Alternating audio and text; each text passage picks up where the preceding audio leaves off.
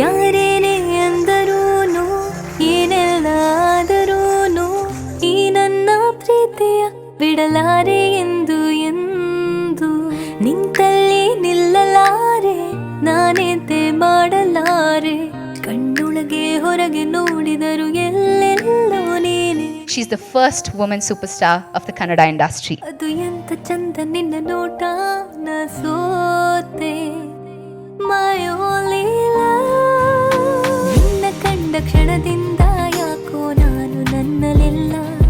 I have a huge crush on you since my childhood. ಇದು ಪ್ರೀತಿ ಅಂತ ತಿಳಿದ ಮೇಲೆ ನೀನೇ ಎಲ್ಲ. I've never had such a fun conversation before because ಕೇಳದೆ ಕೇಳ್ತಾರೆ and I don't have fun like this, but you all are such intelligent audience.